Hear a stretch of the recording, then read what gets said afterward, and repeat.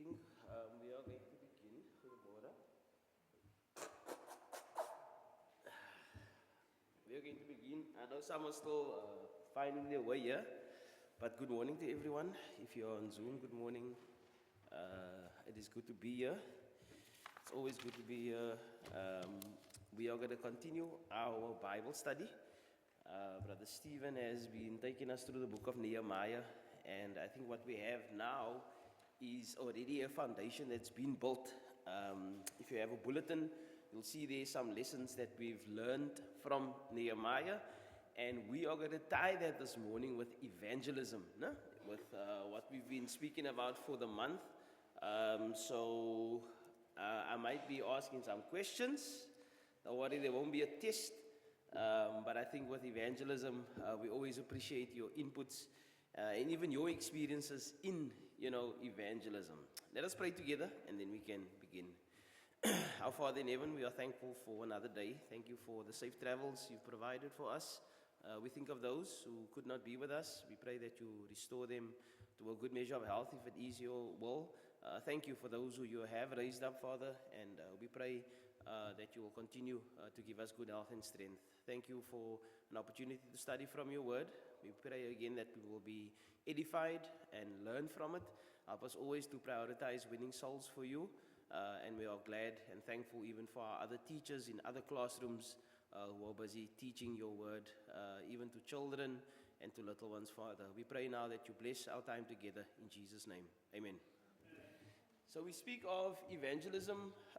We think of the model example, which is Jesus and how he evangelized. But before we get there, we go very quickly to some of the things we've learned from Nehemiah. And we're not going to go too deeply into it because I would not want to repeat immediately what Brother Stephen was teaching. But I think we've learned a lot, and we can take exactly what Nehemiah did and bring it into the church today and perform evangelism. It's very, very good. So the first thing we notice is that with Nehemiah, you must care. Nehemiah cared a lot. No? He had compassion. He felt for people who were lost, people who did not have a wall, people who didn't have protection. He felt for them, and then he had to care in order for him to do what he did. So he leaves where he comes from, and he goes and rebuilds the wall. Also, we notice with Nehemiah is he was a prayerful man. He prayed about things. No?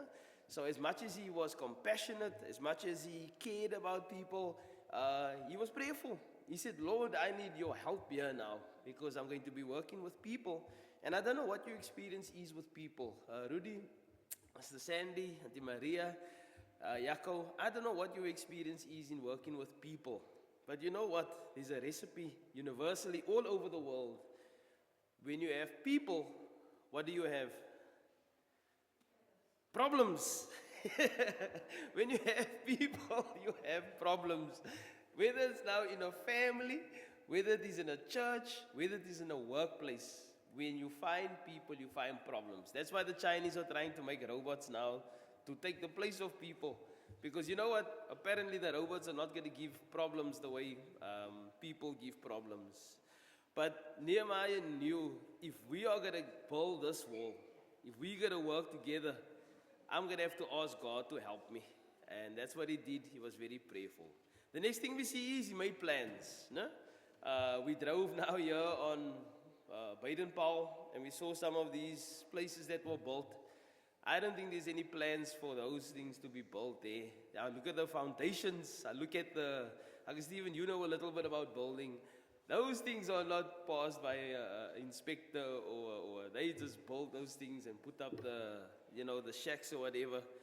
Nehemiah had plans. He needed to have a plan. He didn't just say, come you all go and we go build the wall. No, he cared, he prayed, he had a plan. And then also, in Nehemiah chapter 2 verse 18, we need to get to work. I think that's the important bit here. That they didn't just talk about it, Rudy. It wasn't just a talking, they did it. And I think that's the important part. When I look at Nehemiah, we're taking lessons from Nehemiah, if you did come in a little bit later. So you look at it and you say, these guys work. Where's Walton? There's Walton walking. Walton is our gardener here at the church building. Walton is one, he works. He's got no issue in working. You watch him Monday to Friday, he does a very good job, he works very hard.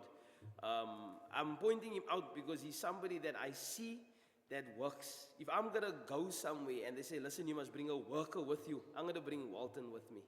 Why? Because he's a worker. He's not afraid to do any type of work. He was at one time on this tree here with a saw, and I don't know how safe that was, but that is Walton for you. He's a worker.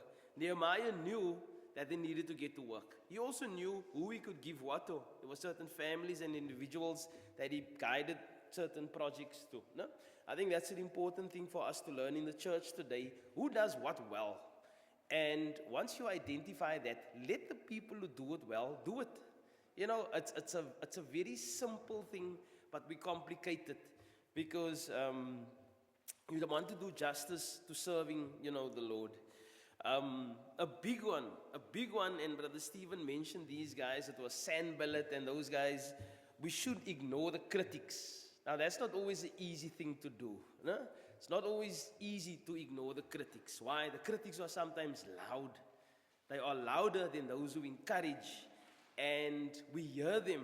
Why? Because those who encourage maybe don't encourage as loudly as they should. And the critics are loud, and it can sometimes discourage you.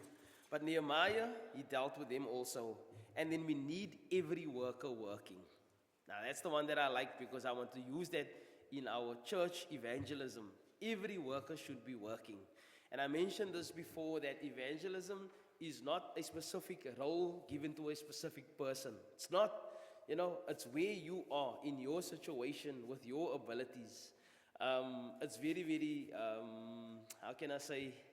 important that we recognize that. If you don't recognize that, you're going to then be okay with just the preacher doing it. Preacher, you're the evangelist, you evangelize. And I'm okay with not doing it. I'm going to do whatever else. I'm going to sing here. I'm going to put my money in the plate. I'm going to be here. I'm going to do all this other good stuff. But when it comes to evangelism, we're going to put Uncle Stephen at the front and say, Uncle Stephen, you go ahead. So, if there's going to be a church here for the next generation, and when I say the next generation, let's fast forward 10, 20 years. It is up to us to basically take action. We must take action. But what happens in 20 years' time, I would hate for these little ones that we see now, the Sammys and the Georges, to look back and say, but what did they do 20 years ago here at Somerset? Now, we heard of Brother Yankel's passing, Brother Paul's passing. We know of certain things that the congregation went through that was very detrimental, and it made a big impact. But what did they do when they started to rebuild? Did they rebuild? Did the workers work? Was the people's minds geared toward winning souls for the Lord? Or did they just say, let's see how it goes? And so I would hate for there to be doubt 20 years forward, looking back, saying that, Brother Theo was there. What did he do? Was there any sort of motivation from him? Brother Stephen was also still around. I'm sure Brother Stephen's name is going to be floating there in the. So I'm thinking now, we write history now. For 20 years, we write history now. If the Lord allows and the Lord hasn't returned as yet, we're writing history now. What would we like that history to sound like? That changes now. We make the changes now. We do the work now. And if I can learn anything from Nehemiah, I'm going to do the same thing. You must care. If you care and you're a member of the church here, you're going to do things that is helpful to the church here. Why? Because you care. You see a little child here, he's struggling with something, you're going to help the little child. You see maybe a paper lying around here, whatever, you're going to pick it up, you're going to put it in the bin. It's small things, but it leads to greater things, And that's why it's a sense of ownership. This is ours, It's been built, the foundation has been laid, and there's a lot of people that was involved in this operation happening here. At the end of the day, we need to care, we need to pray, we need to make plans, we need to get to work. We should ignore the critics like Nehemiah. Now, that's a big one. Because remember, if you can remember the last study that I had here, the three types of people I seen, it's those who make things happen. That's the people we want to be. But then you get those who watch things happen. They stand to the back and they watch everything happening. You get people like that in any situation. And then you get those who wonder what happened. Now you're going to come back here in 5 years and be like, what happened? How did all of this take place? Why is this like that and why is that like that? They just wonder what happened. So I want to be a part of the group that makes things happen. And that's what we want to talk about this morning. If I look at Nehemiah's approach, he prioritized certain things. One of it is prayer. He prioritized prayer. Also, when I speak of Nehemiah's compassion and how he cared, you'll notice that it was a genuine compassion.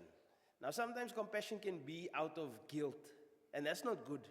So you're standing at the robot, and I don't know if you've ever experienced this. You in a car, and you may be eating some food, and there's a guy standing next to you, and you can see he's hungry, and he's asking you for something to eat. And that's while I'm chewing my whatever I'm eating. Oh, the guilt. And now you just feel like, Lord, I can make myself short here now and give half of this burger to this guy. But then I'm going to be hungry again, Lord. And now you try and justify the whole thing. Eventually, you give out of guilt, and you're driving on and you think, sure, I really want to help where I can. But today wasn't a good day, man. I was also hungry, Nehemiah's help was very, very genuine. And I think that's something that we see from Jesus. He feeds 5,000 people and he genuinely cares for them. I don't know if you and I would handle that situation the same way, knowing that those people who I'm feeding, they're probably not going to follow me. They're probably not going to serve me. They still don't believe that I'm the Messiah. Yet he still feeds them.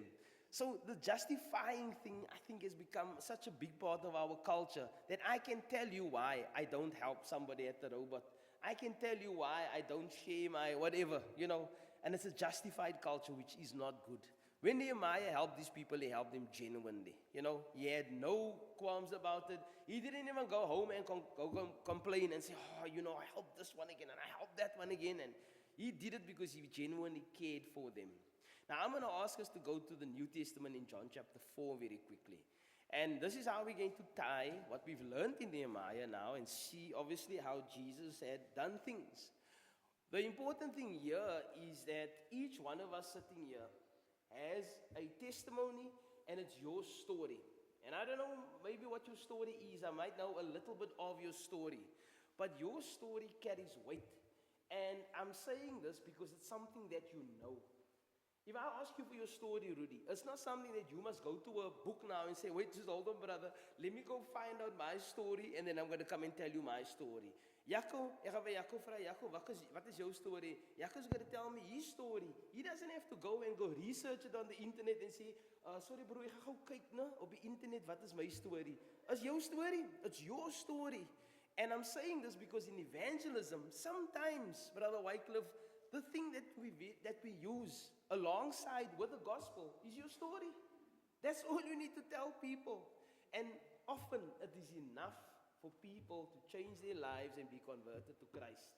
Why? Because they see now, they get to experience what it's like from somebody who goes from sinner to saint. All right? We're in John chapter 4. All right. So here we go now, and Jesus speaks to the Samaritan woman. I'm going to fast forward to verse 15. It says in John chapter 4, the woman said to him, Sir, give me this water that I may not thirst nor come here to draw. Jesus said to her, go call your husband and come here. I fast forward to this bit because before that, they're speaking about common things, and eventually now Jesus is going to get to the sin in this woman's life. So there's compassion because he wants to help her change her life and be converted, and live a proper life. You and I can probably think of our interaction with Jesus and how he would ask us to change something in our life. I don't know what that thing is, but God knows what that thing is. And here he's making a request now to change that. But let's see how he evangelizes with this woman. Jesus said to her, you have said well, I have no husband. For you have had 5 husbands, and the one whom you now have is not your husband. In that you spoke truly. The woman said to him, verse 19, Sir, I perceive that you are a prophet. Our fathers worshipped on this mountain, and you Jews say that in Jerusalem is the place where one ought to worship. Jesus said to a woman, believe me, The hour is coming when you will neither on this mountain nor in Jerusalem worship the Father. You worship what you do not know. We know what we worship, for salvation is of the Jews. But the hour is coming, and now is, when the true worshippers will worship the Father in spirit and in truth. For the Father is seeking such to worship him. God is spirit, and those who worship him must worship him in spirit and truth. The woman said to him, I know that the Messiah is coming, who is called Christ. When he comes, he will tell us all these things. Jesus said to her, I who speak to you am he. It's like this grandpa that smelled a little bit of blue cheese. Brother Amon, you smelled blue cheese before? They say it tastes good, but it smells terrible. And he kept the blue cheese very close to his nose, no? And he put his nose in it, Musa, and he smelled it, and he said, oh, that's a terrible smell. And then he went everywhere in the house, and he went to the children, and he said, oh, you don't smell good. He went to the couch, he said, oh, you don't smell good. And he went to the cupboards, oh, something is smelling in these cupboards. And everywhere, he just, claimed that everything smelled bad. He went to sleep at night, and he said, oh, something smells not good. And eventually he realizes that, you know what? The very thing on my nose is the thing that smells. I'm saying that because this woman, she knows that the Messiah is coming. They've been told of it. They've been warned of it. They said, listen, one is coming, is going to tell you all these things. You know what? Jesus says everything with her. And she tells even to the very person who's sharing with her, you know what? There is one coming. He is coming and he's going to share with us. And he says, I am he. So if it were blue cheese on your nose and it was standing right in front of us, sometimes we still don't know. But we're still moving towards the testimony of this woman. And that's what I want to get us toward, because this is how we can help the church today. Verse 27, and at this point his disciples came and they marveled that he was talking with the woman, and no one said, what do you seek, or why are you talking with her? The woman then left the water pot, went away into the city, and said to the men, come, see a man who told me all these things that I ever did. Could this be the Christ? She's starting to believe now. She's realizing the blue cheese on her nose. It's him. I've been talking with him, but she goes to tell others, and that's the beauty of meeting Jesus. When you meet Jesus, people around you also benefit. You become a better person. You become a light. No? And that's one of the valuable things of being a member of the Lord's church. Verse 30 says, then they went out of the city and came to him. In the meantime, his disciples urged him, saying, Rabbi, eat. When he said to them, I have food to eat of which you do not know. Therefore the disciples said one to the other, has anyone brought him anything to eat? Jesus said to them, my food is to do the will of him who sent me, and to finish his work. Do you not say, there are still 4 months, and then comes the harvest? Behold, I say to you, lift up your eyes and look at the fields, for they are already white for harvest. And he who reaps receives wages and gathers fruit for eternal life, that both he who sows and he who reaps may rejoice together. For in this the saying is true, one sows and another reaps. I sent you to reap for which you have not labored. Others have labored, and you have entered into their labors. And many of the Samaritans of that city believed in him. Why? Why did they believe? Because I know that there's many who did not believe. So here I see that there's a lot of Samaritans now that they believe. Why did they believe? Let's continue on in verse 39. Because of the word of the woman who testified. He told me all that I ever did. So when the Samaritans had come to him, they urged him to stay with them, and he stayed there for 2 days. And many more believed because of his own word. So they believed firstly because of this woman's testimony. Because she came and she said, listen, come and hear this man. Because he told me all these things. Then they actually meet him, and it's told to them now, listen, tell us with your own word now. Tell us with your own word, and we will also believe that. And that made them believe even more. We continue now, verse 42. Then they said to this woman, now we believe, not because of what you said, for we ourselves have heard him, and we know that this is indeed the Christ, the Savior of the world. And you would think to yourself, wow, like she was used in such a way. if we go back to to John chapter 4, you'll notice that when we meet this woman, you think, she's not good. Brother Stephen had a very good lesson on Mother's Day, no? About women who had this seemingly bad reputation in the Bible, yet God used them. And one of them even ended up in the Wall of Fame of Faith in Hebrews chapter 11. And you think to yourself, how can God use such a wrong person to do such a right thing? And here you're looking at this woman had 5 husbands, and already we have this preconceived judgment that she's probably not going to be used by God. I mean, I can think of others, good people, that God could use, yet he uses this example. And she's a Samaritan, by the way. And she goes back to the Samaritans and she says, listen here, let me tell you a story. And her testimony draws them further in. And once she gets them there, they have interaction with Jesus, and in Afrikaans they will say, die koel is deur die kerk. That's all that is needed. And they say, you know what, we don't even believe now because of your testimony, but we've heard with our own ears. We've seen with our own eyes. And you know what? Yes, he definitely is the Christ. Now, different people have different journeys. And the question that I asked a while ago was, why would some people reject the gospel? If the gospel is the good news, and I come to you with good news, why would you think that somebody rejects the gospel? Anybody, feel free. Why would somebody reject the gospel? And I'm not talking about bad people, evil people here. Why would someone reject the gospel? Sorry?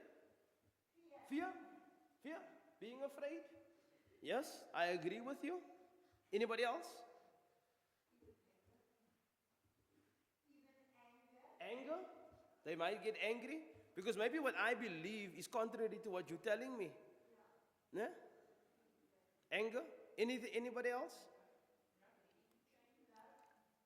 Not ready to change. When I stop these drugs, then I'm going to come serve the Lord.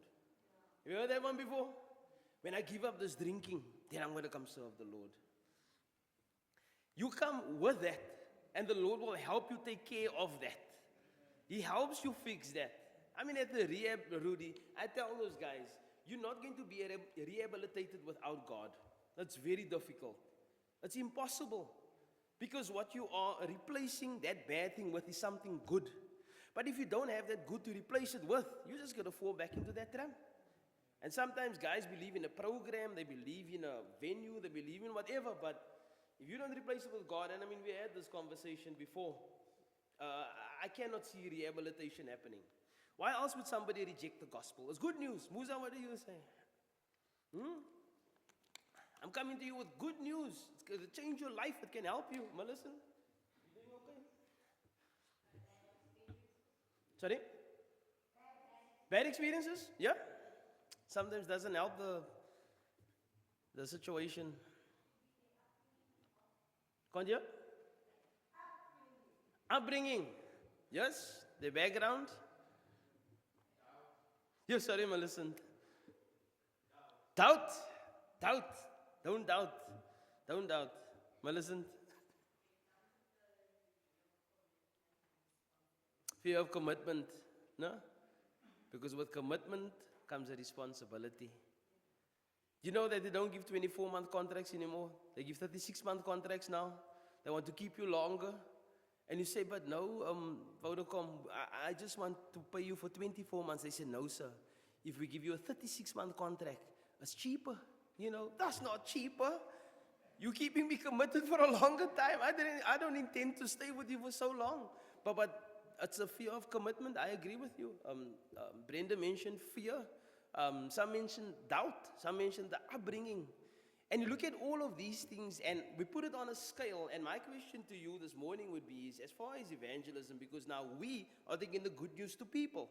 People who don't know the good news. People who are lost. No? And people who need to be converted. And we put it on a scale. Are any one of these excuses that we mentioned now an excuse? Is any one of it a valid excuse where God would say, you're right there. It's okay that you are scared. It's okay that you didn't want to commit. It's okay that you had doubt. It's okay of your upbringing.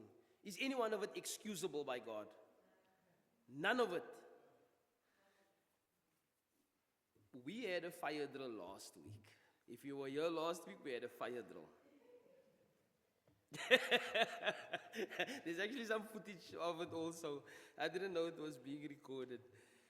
Let me just say, there's not many of us that made it. we actually supposed to have a memorial today, Brother Stephen, for all those who did not make it.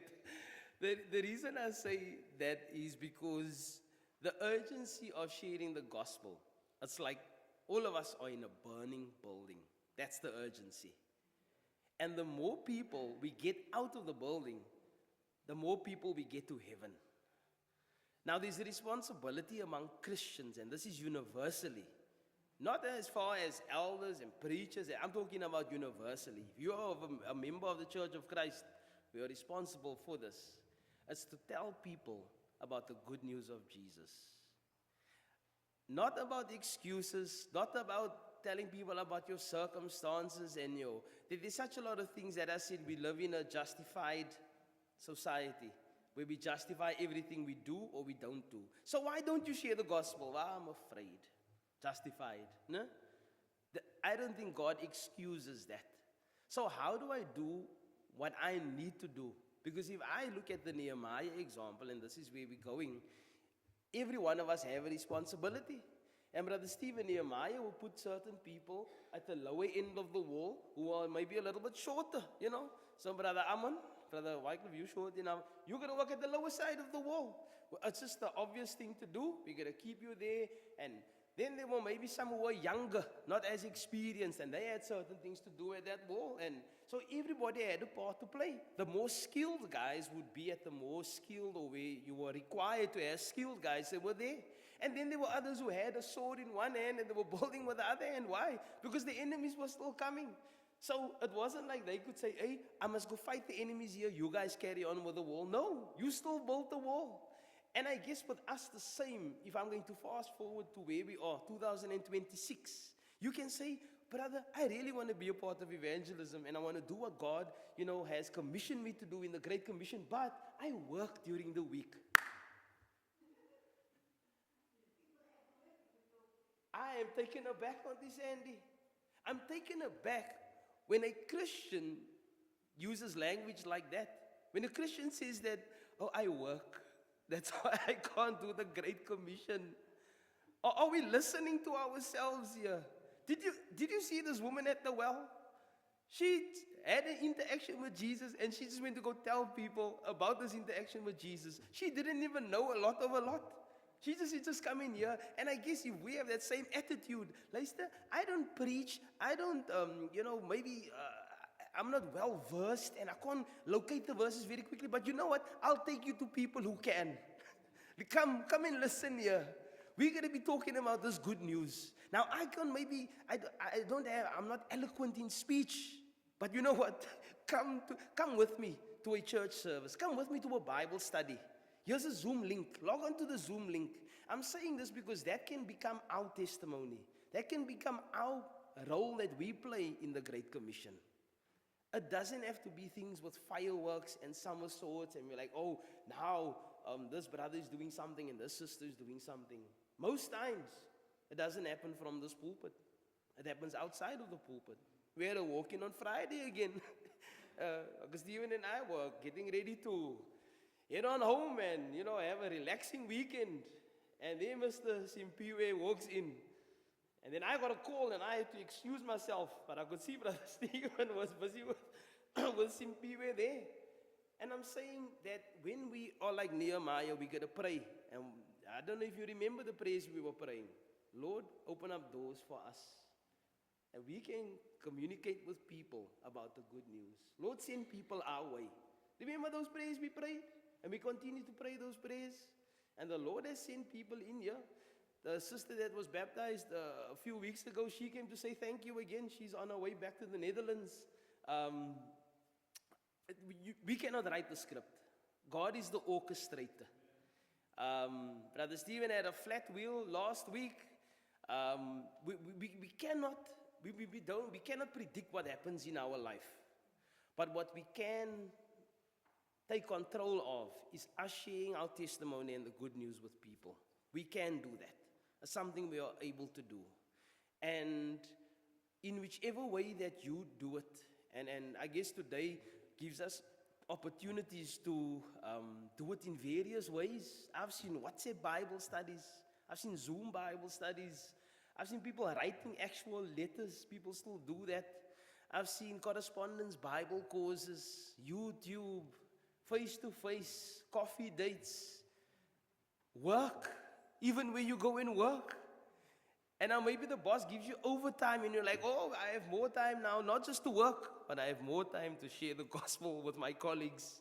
You know, and if we look at it from that perspective, wherever we go, whatever we do, we basically become evangelism. I can be sitting in my garden at home and my neighbor comes around, evangelism happens. I can be at the store at Pick and Pay and the cashier makes contact and I have a tract, a card, a contact, whatever, you know, and evangelism happens. And we can thank God for people who are still receptive to the gospel. He said, you're waiting for harvest before you eat, but the harvest is ready. We need laborers, you know, we need laborers. And this morning I'd like to tell you that you and I can be a part of that. We can become a part of that. We should become a part of that. And your testimony sometimes can get you into trouble. But you know what? It's worth it. It really is worth it. And if you look at chapter 5 in John now, we see in chapter 4, this woman shares a testimony. Samaritans believe. They hear from Jesus. They're like, we believe this is the Messiah. You move forward now. There's the pool of Bethesda. The guy sitting there on the steps. And he's waiting to get into the pool. Because the belief is what? The belief is that if you get into the water first, when the angel stirs it, then you're going to be healed. No? And he just never gets that opportunity. Shame. He sits there and Jesus says to him, do you want to be well? Do you want to be healed? He says, I don't have anybody to put me in this water because you see, when the angel stirs this water and you get in there first, then you will be healed. Jesus says, you know what? Go on your way, you are well. And people realize that this is the guy who was not well. This is the guy who could not walk. He could not do anything for himself. And you know what? Who did this to you? Who did this to you, you know? Well, there's a guy, his name is Jesus. And that testimony gets him into trouble. And they throw him out. They say, you're not welcome here, you know? And there's such a lot that... Let's go to chapter 5 quickly of John. Where's the guy with the clock, Uncle Stephen? The guy with the clock is not well now. The clock is at home, and the guy with the clock is at home. 9:38. 9:38, right? Let's. We must get timekeepers on the Sandy because usually the guy who does the Bible study goes over. I'm not going to mention names. He's not looking up now. Where are we now? This guy is being made well, no? Verse 5 of John chapter 5. A certain man was there who had an infirmity 38 years. When Jesus saw him lying there and knew that he had already been in that condition a long time, he said to him, do you want to be made well? The sick man answered, Sir, I have no man to put me in the pool when the water is stirred up, but while I am coming, another steps down before me. Jesus said to him, Rise, take up your bed and walk. And immediately the man was made well, took up his bed and walked. And that day was the Sabbath. The Jews therefore said to him, who was cured, It is the Sabbath. It is not lawful for you to carry your bed. They're missing the point. They're missing the point. They don't even realize that this is the man that was not well, no? He answered them and said, He who made you well said to me, Take up your bed and walk. Then they asked him, Who is this man? And who said to you, Take up your bed and walk? But the one who was healed did not know who it was, for Jesus had withdrawn. A multitude being in that place afterward, Jesus found him in the temple and said to him, See, you have been made well. Sin no more, lest the worst thing come over you. The man departed and told the Jews that it was Jesus who had made him well. Now remember what happened in chapter 4. This woman gives a testimony. And she says, this man, he told me these things. Come in here, this man. They believe her story. They go to Jesus. They believe it. And many of the Samaritans believed. This guy has been healed by Jesus He doesn't know his name, he didn't get his ID or nothing like that, but here he has an interaction and now he knows that it's Jesus. So what is he going to do? He's going to go tell his story the same way this woman told her story, but it's going to get him into trouble. For this reason, the Jews persecuted Jesus and sought to kill him. I mean, they just needed another reason, huh?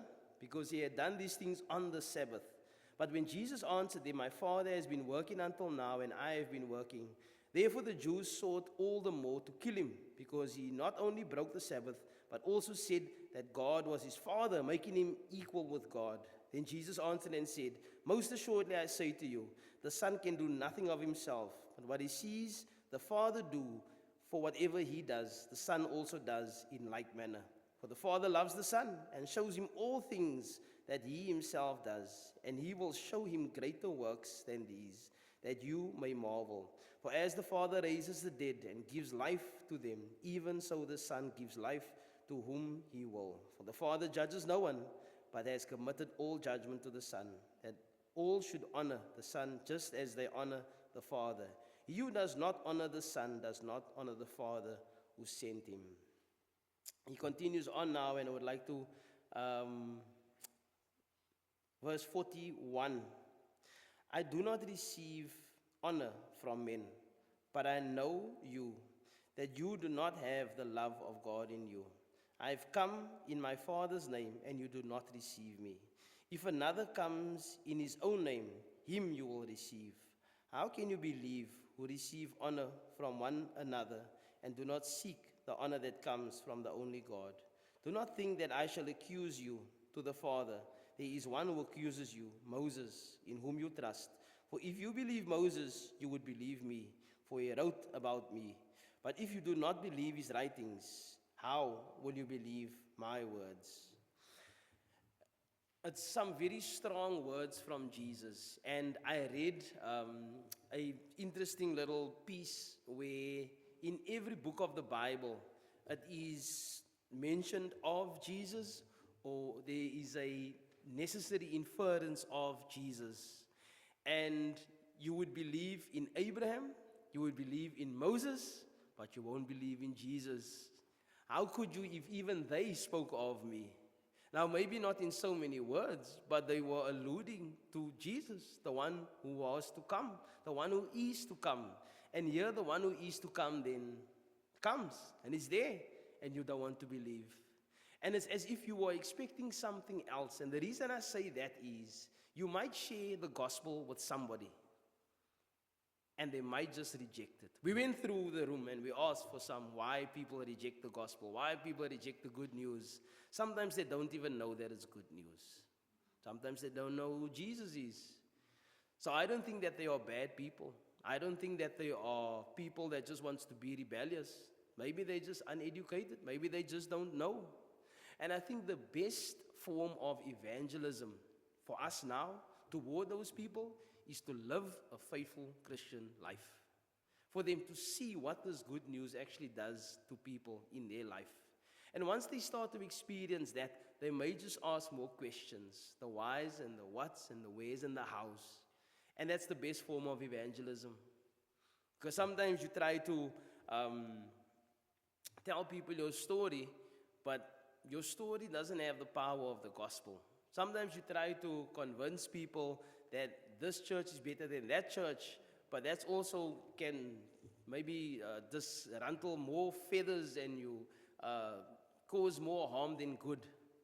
But when you speak to them about who this God is and how Jesus is this God, they start to see the difference in your life and they start to believe it, and they also then start to become converted. Friendship evangelism has always been the best type of evangelism. And just to end off in what Nehemiah was saying is, one thing that he knew, he respected God's timing. Nehemiah wasn't somebody that went ahead of himself and he wanted to do certain things according to his own will. He respected God's timing, and so should we. Sometimes we have baptism, sometimes people accept the gospel and sometimes they don't. We respect God's timing. Also, he balanced work and worship. When it was time to worship, he worshiped. When it was time to work, he worked. He could understand what that balance looked like. It wasn't something that was foreign to him. The last thing I would want to mention is that he acknowledges God's faithfulness. Through that whole operation of building that wall, Nehemiah acknowledges that God was faithful through it all. The people that he worked with, even the enemies that they overthrew, even the people that came to support and worked in certain areas, he acknowledges that God was faithful through it all. If the congregation at Somerset West is still going to be in existence in the next 20 or 50 years, there's certain things that we must acknowledge and respect. What do we respect? We respect God's timing. He always gives the increase. What must we do? We need to balance work and worship. Because there's times where we worship God and there's times where we work. We need to find the balance there. And then lastly, we need to acknowledge God's faithfulness. Where we are today is because of God's faithfulness. Not because of any man or woman's greatness, not because of any man's or woman's abilities, but because of God's faithfulness. The Church of Christ at Somerset West is what it is. No? We are in a good place. We are moving toward greater things. But God has been faithful, and that's all that we can say. Is there any comments, in any closing remarks pertaining to Nehemiah, evangelism, anything of the sorts? I think we have about a minute or two. Uncle Stephen? Dad? You can go ahead, Uncle Stephen. No, is there any closing comments from your side? Any closing remarks? Auntie Sandy?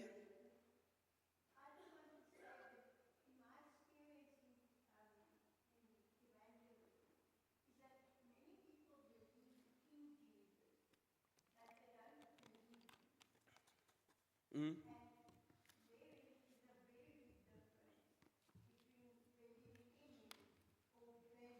Him. Mm. True. True. Very good, Auntie Sandy. Brethren, we learn a lot from Nehemiah. We really do, and we should apply what we have learned from Nehemiah in the church today. And we might not be building a wall per se, but what we do build is the Lord's kingdom, you know. And I think it's an even greater task. I think it comes with even greater challenges, but I think the rewards thereof is something that is out of this world, literally out of this world, you know. So let us continue to build. And sometimes when you build in small, you know, bits, you might not see immediate differences. You might not see an immediate result. But let me tell you something, that after all is said and done, you look at it and you say, wow, the little bits actually made a big bit, you know. So let us continue to do and chip away. And I know that brethren do things outside of the congregation here that is helpful toward the kingdom. So keep it up, keep doing that, and thank God for your labor in His kingdom. Let's pray together. Father, we are glad and thankful for the opportunity again just to learn from people like Nehemiah and even more so Jesus. We pray that we will share our testimony and tell people our story and share with them also the good news of Jesus. We pray again for opportunities, Lord, to speak with our colleagues, our families, even strangers, Lord, and what we have to distribute in the form of Bibles and tracts and whatever else it might be, Father. We pray that it would bear good fruit and that you would give the increase. Thank you for those who you have allowed to be here with us. We pray again for growth.